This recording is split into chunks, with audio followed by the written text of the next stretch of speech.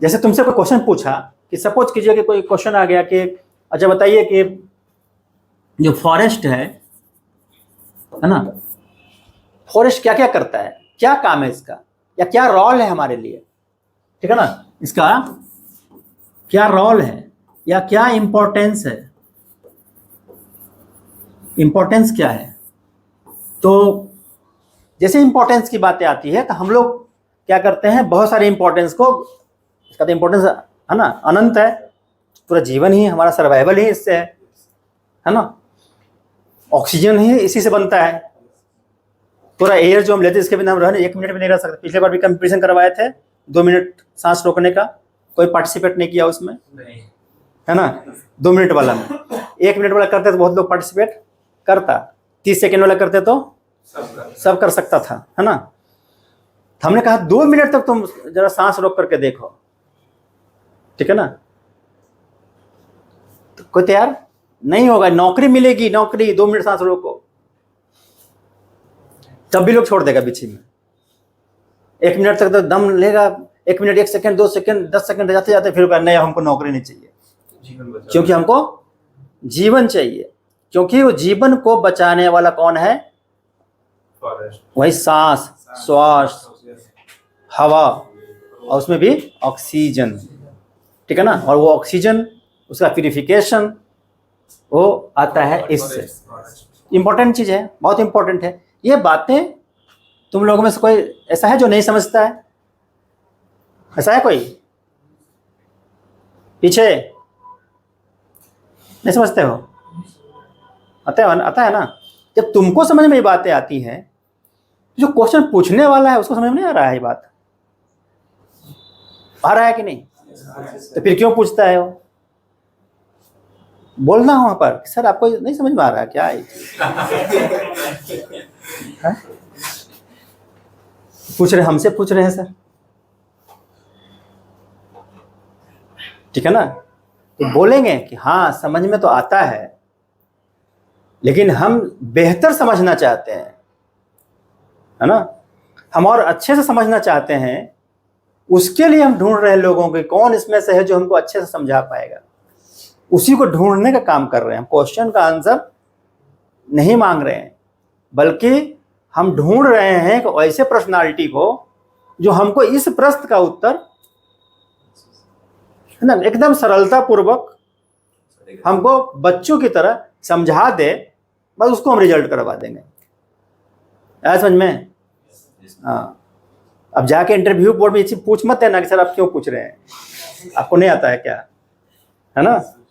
तो तुमको इसके बारे में यही समझना है। मतलब जो हम बार बार बात करते हैं, स्मार्ट आंसर तुमको प्रेजेंट करना है या वे ऑफ आंसर पर ध्यान रखना है, यही पर्पस है, ठीक है ना। तो यहाँ इसी चीज को हम बोल सकते हैं कि सर फॉरेस्ट तो है ना जीवनदायक है, लाइफ प्रोवाइडर है। इसके रोल को, इसके इम्पोर्टेंस को सर हम अलग अलग तरीके से बताना चाहेंगे, ये बताना चाहूँगा, मैं बोलना है बताना चाहूँगा। बिहारी टोन को रिजल्ट तो एग्जामिनेशन तो बिहार में ही हो रहा है, लेकिन भाषा थोड़ा सा तुमको रखना है। तो इसको अलग अलग पार्ट में ऐसे बांट करके, ठीक है, जैसे यहाँ पर है इकोनॉमिकल, है protective role, economical role, protective role, और तीसरा है रेगुलेटिव।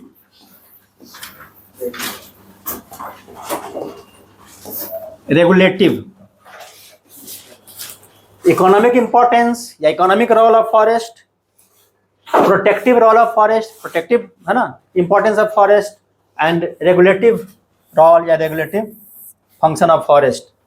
क्लियर है? अब इसमें क्या करेंगे कि हम अलग अलग पॉइंट इसमें बना देंगे, ठीक है। बातें वही सब होंगी, लेकिन एग्जाम में हमको इतना ही बात करना है, और उसके बाद हम इसमें अलग अलग पॉइंट इस तरह से बना देंगे। यहाँ पर हम अलग अलग पॉइंट बना देंगे, यहाँ पर अलग अलग डिफरेंट पॉइंट बताएंगे। इकोनॉमिकल में तो सीधा है, फूड मिलता है, उससे लिख लो फूड फ्रूट्स, ठीक है ना, फूड फ्रूट्स फाइबर, ठीक है ना। हाँ, ये सारा चीज़ में नोट हो जाएगा, सारी इकोनॉमिकल यूज है उसके।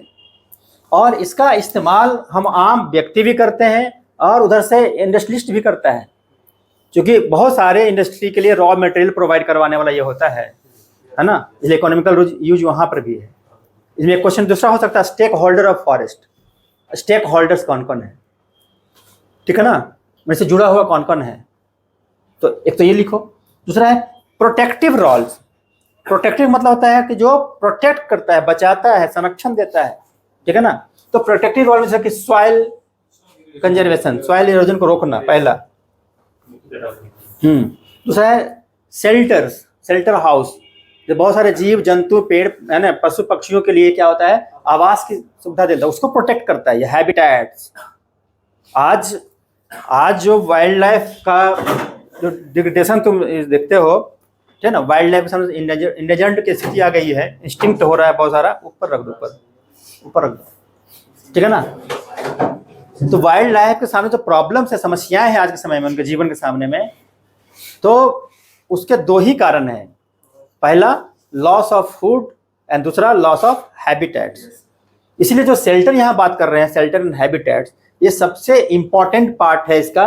इसलिए प्रोटेक्टिव मेजर्स में, प्रोटेक्टिव रोल में शेल्टर प्रोवाइड करवाना, हैबिटेट्स प्रोवाइड करवाना। आज क्या है कि आपको तेंदुआ है, तुम देखते हो किसी गांव में घुस आया, किसी शहर में चला गया, बाघ कहीं चला गया, देखते हैं ना, सुनते न्यूज़पेपर में, और हमला कर देता है जानवरों पर, व्यक्तियों पर, कई लोगों की जानें चली गई हैं। ये पश्चिमी चंपारण में तुम लोग कई बार नाम सुने होंगे, ठीक है ना। ऐसा इसलिए हो रहा है कि जो वाइल्ड लाइफ है, उनका जो घर है, आवास है उनका, था पहले जंगल जहाँ पर था, जहाँ हमेशा विचरण किया करते थे, उस क्षेत्र में हम लोगों ने क्या किया, कटिंग करके, फेल डाउन करके वहाँ पर या तो एग्रीकल्चर लैंड बना लिया, या फिर आवास बना लिया, गांव बसा लिया, है ना, या फिर रोड बनाया, इंडस्ट्री बैठाया, है ना। उनके क्षेत्र में हम लोग चले गए, अब वो कभी कभी विचरण करने के लिए वहाँ पर चला आता है, या फिर उनके पास आवास की कमी है ना, हैबिटेट्स की समस्या है, तो कहीं घूमते घामते इधर चला जाता है। भूख की समस्या है, भोजन की, लॉस ऑफ फूड, उसके चलते भी कहीं खोजने के चला जाता है लोग, जानवर सब, और हमारे लिए वो क्या हो जाता है, खतरा बन जाता है।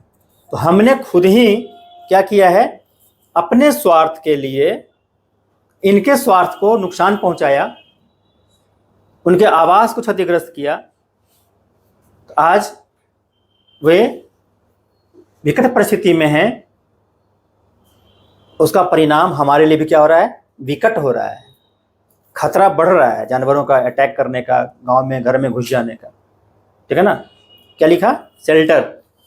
तीसरा है पॉल्यूशन कंट्रोल, प्रोटेक्टिव में ही pollution control, air pollution control, air purifier है ये, ठीक है ना, पॉल्यूशन कंट्रोल। अब जो रेगुलेशन में क्या क्या करता है, तो पहला लिख दो, क्लाइमेट, जैसे टेम्परेचर एंड ह्यूमिडिटी। क्लाइमेट में दो चीज इंपॉर्टेंट है, टेम्परेचर एंड ह्यूमिडिटी, ठीक है ना। तो ये टेम्परेचर को भी बैलेंस करता है और ह्यूमिडिटी को भी ये बैलेंस करता है, ठीक है ना, पेड़ पौधा। तो रेगुलेटिव में हम लिखेंगे क्लाइमेट को रेगुलेट करना, ठीक है। दूसरा लिखेंगे बैलेंस ऑफ एटमॉस्फेरिक गैसेस। जो एटमॉस्फेरिक गैसें हैं, वातावरण में जो गैसेज हैं, कार्बन डाइऑक्साइड, ऑक्सीजन का तो तुम देख ही रहे हो यहाँ पर, फोटोसिंथेसिस और रिस्पिरेशन, दो एक्टिविटीज है। फोटोसिंथेसिस में क्या करता है ये, कार्बन डाइऑक्साइड देता है, और ठीक है, और रिस्पिरेशन में ऑक्सीजन देता है, ठीक है ना। एक चक्र चलता रहता है, ठीक है, जैसे ऑक्सीजन चक्र, कार्बन डाइऑक्साइड चक्र पढ़े ही हो, ये सारे चक्र इसमें होते रहते हैं। तो गैसों को बैलेंस करने का काम करता है, ये हो गया रेगुलेटिव, ठीक है ना। और तीसरा एक पॉइंट और इसमें, retention and absorption of water. जो जल है, पानी है ना, जल धारण की क्षमता, उसको रिटेंशन, ठीक है ना, और एब्जॉर्ब करता है पेड़ पौधा। इवन कि जो पेड़ की जड़ें होती है ना, पौधे को क्या करता है, ठीक है, जमीन के अंदर वो जा करके ले जाता है, वहाँ से रिश्ते रहता है, और तुम्हारा अंडरग्राउंड वाटर भी मेंटेन रहता है।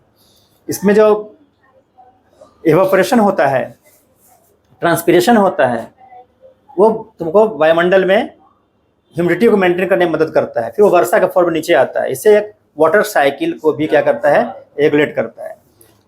ये बातें अभी हम इसको पढ़ा नहीं रहे हैं, हम ये बता रहे हैं कि जो पूछे कि क्वेश्चन क्यों पूछा आपने, है ना। वे ऑफ आंसर अगर ऐसे होगा तो सबको समझ आ रहा है ना। इसी प्रश्न को हम ऐसे 3 ही पॉइंट में बोलेंगे, बाकी सारे सब पॉइंट्स होंगे, तो बेहतर होगा कि नहीं।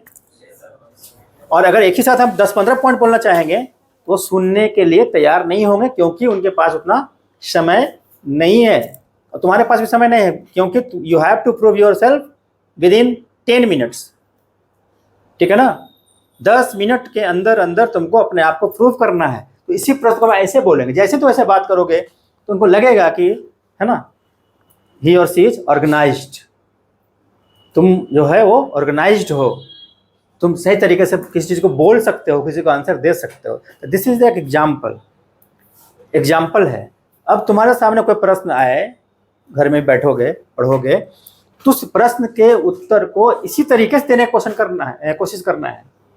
इसलिए कई बार पहले भी हमने बताया है कि answer should be to the point, written में भी टू द पॉइंट, ओरल में, इंटरव्यू में answer should be point wise, है ना, पॉइंट में देना है, लंबा नहीं बोलना है। सब नोट करते जाना, नोट करते जाओ, वही नोट्स होगा।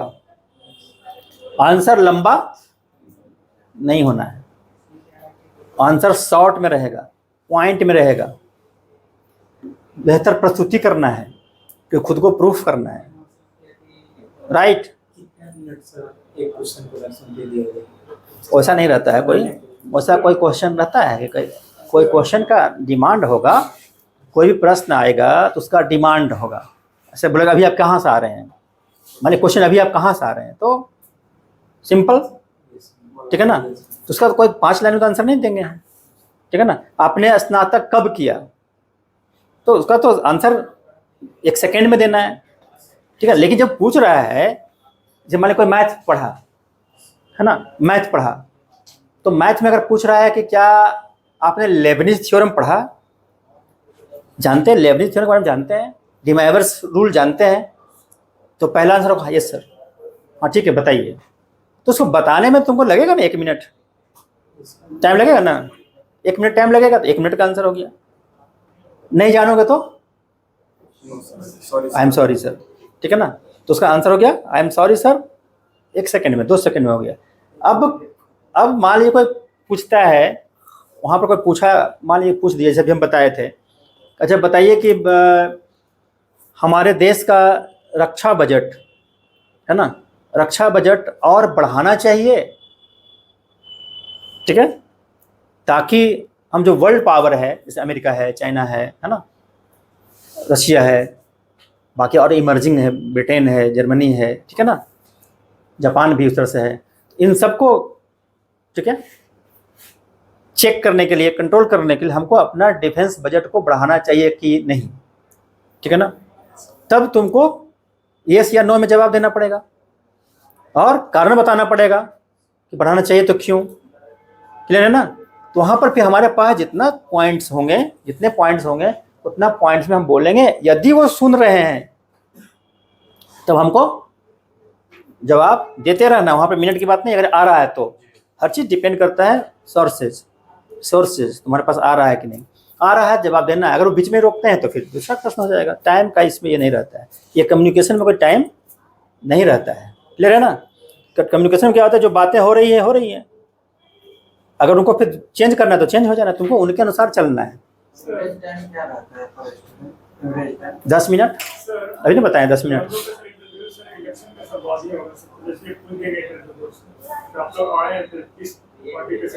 अभी नहीं बताए हैं, अभी नहीं बात हुआ था, कहाँ थे।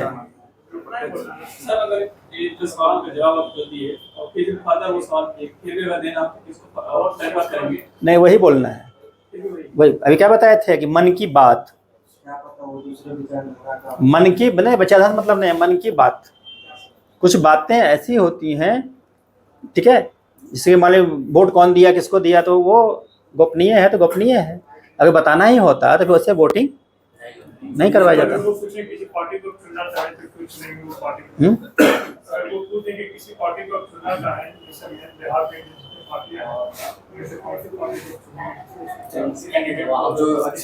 तो तुमको क्या करना है, उसमें बताना है कि सर बिहार में जो प्रोमिनेंट पार्टी हैं उसमें राष्ट्रीय जनता दल यूनाइटेड, बीजेपी, बाकी और इमर्जिंग बहुत सारी पार्टियां हैं, जनसुराज है और दूसरा का नाम बताओगे।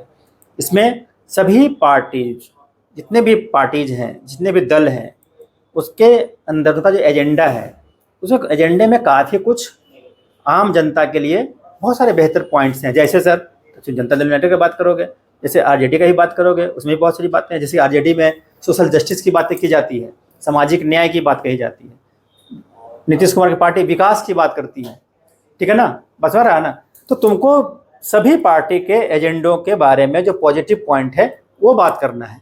उसमें से अगर तुम बता आप किसको चुनना चाहेंगे, ठीक है ना, तो बताना है कि सर सभी पार्टी में क्या होता है, कुछ न कुछ खूबियाँ खामियाँ होती हैं। सारे राजनीतिक दल हैं, सब में क्या है, कुछ खूबियाँ होती है, कुछ खामियाँ भी होती हैं। उनके निर्णय से, उनके काम करने के तरीके से क्या होता है, बहुत से जनता को सुख भी मिलता है, खुशी मिलती है, कुछ लोगों को परेशानी भी हो सकती है। तो जाहिर है कि 100% व्यक्ति किसी एक पार्टी को समर्थन न तो किया है कभी, न करेगा, ऐसा हो ही नहीं सकता है, क्योंकि ये ह्यूमन बिहेवियर है, सोशल बिहेवियर है, ठीक है ना। हर किसी के समर्थन में बहुत सारे लोग होते हैं। लेकिन मेरा मानना है कि मैं जहाँ तक समझता हूँ ये पॉइंट जो तुमको पसंद आएगा, ये पॉइंट चूँकि ज़्यादा बेहतर है पब्लिक के लिए, मुझे लगता है कि ये ज़्यादा अच्छा है सर। अदरवाइज मैं किसी पार्टी के विरोध में नहीं हूँ या किसी पार्टी के समर्थन में भी वाइसनेस नहीं है सर, लेकिन मुझे लगता है ये पॉइंट अच्छा है। हो गया डिप्लोमेटिक आंसर। अगर क्वेश्चन डिप्लोमेसी से है तो आंसर भी डिप्लोमेटिक होना चाहिए, ये नहीं कि हम खुद को गड्ढा में गिरा दें। ये मतलब बिहार में क्या अभी चला था, मतलब इस चीज पे डिबेट हो रहा था, भागलपुर साइड एक पावर प्लांट बन रहा है, उसमें बहुत सारे फॉरेस्ट एरिया को काटा जा रहा है। मतलब इस पे भी बोर्ड अगर चर्चा करना चाहे तो चर्चा कर सकता है क्या, कि आप इसमें उचित कदम क्या समझते? एकदम पूछा जा सकता है, एकदम पूछा जा सकता है। जिस प्रकार से हमारी जनसंख्या बढ़ रही है, जिस प्रकार से जनसंख्या को सर्वाइव करने के लिए आवश्यकताएं बढ़ रही हैं, चाहे वो भोजन की हो, आवास की हो, वस्त्र की हो, या अदर जो सुविधाएं हैं, रोड हो, पानी, बिजली, स्कूल, कॉलेज, अस्पताल, जहर के स्पेस की जगह आवश्यकता तो है, स्पेस की आवश्यकता है। तो ऐसी स्थिति में अब क्वेश्चन क्या होगा उस पर डिपेंड करेगा, ठीक है। ऐसी स्थिति में मेरा सुझाव होगा कि इन सारे इस्टेब्लिशमेंट के लिए वैसे जगह चुने जाने चाहिए, है ना, जो बंजर हो, खाली पड़ा हुआ हो, वेस्ट लैंड हो, है ना, उसी जगह चुना जाना चाहिए। यदि संभव नहीं है, यदि कहीं वनों को काटना पड़ रहा है, जितने मात्रा में वनों की कटाई हो रही है, एक तो टेक्निक आजकल आ गया है, काट करके उसको उठा करके मशीन आता है, उसको पेड़ को क्या करता है, वहाँ से काटता है और शिफ्ट करता है कहीं पर। ये प्रोसेस होना चाहिए। पहला क्या बोलना है उसमें पॉइंट वाइज, पहले सर पहला वैसे जगह का चुनाव किया जाना चाहिए जहाँ क्या होना चाहिए, बंजर भूमि, मतलब खेत नहीं बर्बाद हो, जंगल बर्बाद नहीं हो। क्लियर है। दूसरा, अगर होता है, करना ही पड़ता है, तो उस पेड़ को शिफ्ट करने की जो आजकल टेक्निक आई है वो शिफ्ट किया जाए, अभी हो भी रहा है। ये तुम देखोगे जो बख्तियारपुर से रजौली तक जो रोड बना है, उसके किनारे किनारे बहुत सारे पेड़ लगाए गए थे, पेड़ को छाट दिया गया, उसको उखाड़ा गया, उखाड़ के लगा दिया गया, उसमें लगाया गया पेड़ के किनारे, रोड के किनारे के लगा दिया गया, और वो पेड़ फिर धीरे धीरे क्या होता पनप गया और बेहतर हो, कहीं सूख भी गया होगा बहुत सारा, नो प्रॉब्लम। हम तो प्रयास ही कर सकते हैं, लगाए ना, ठीक है। तो शिफ्टिंग। और तीसरा क्या है, अफॉरेस्टेशन। एक तो हो गया डिफॉरेस्टेशन, हो गया कटिंग हो रहा है, दूसरा रीफॉरेस्टिंग हो गया, और अफॉरेस्टेशन, नए जगहों पर वन लगाना। मालिक खेत के किनारे किनारे एग्रो फॉरेस्ट्री, कम्युनिटी की ज़मीन है सोशल फॉरेस्ट्री, सड़कों के किनारे, रेलवे के किनारे, ठीक है ना, हम पेड़ पौधा लगा सकते हैं। या कहीं और अदर जगह है, मान पहाड़ के तराई वाले एरिया में, वहाँ भी लग सकता है, ठीक है, डेवलप कर सकते हैं हम लोग। अगर हमको ये करना, विकास का विरोध भी हम नहीं कर सकते, हम कोई विरोधी नहीं है, विकास के विरोधी नहीं है। क्लियर है। पर्यावरण की रक्षा के नाम पर हम विकास को नहीं रोक सकते, और विकास के नाम पर हम पर्यावरण का विनाश भी नहीं कर सकते, क्योंकि रह ही नहीं सकते। फिर अगर पर्यावरण का विनाश हो जाएगा तो हम रहेंगे कहाँ। क्लियर है ना? ये समझना है। जब बहुत सारे लोग पढ़े हो, ज्योग्राफी में पढ़ने का था limit to growth, limit to growth मतलब वृद्धि की सीमाएं होती हैं। तुम कितना विकास कर लो, कितना विकास कर लो, अब पर्यावरण ही समाप्त हो जाए तो फिर रहोगे कहाँ? जैसे भी हम लोग पटाखा चलाना, दिया जलाना, ये करना है, अब पूरा पॉल्यूशन हो जाएगा शहर में, तो रहेगा कहाँ? है ना दिक्कत? तो उसको भी मना नहीं कर सकते, होना चाहिए लेकिन लिमिटेड। इसलिए तो सस्टेनेबल डेवलपमेंट की बातें आती है, इसीलिए सस्टेनेबल डेवलपमेंट की बातें कही जाती है। ठीक है, क्लियर है? आंसर समझ में आया कैसे देना है? आंसर हमेशा ऐसा देना है कि तुमको लगना चाहिए कि तुम एक समझदार व्यक्ति हो, बस तुमको ये नहीं लगना चाहिए कि तुम एक्सट्रीमिस्ट हो।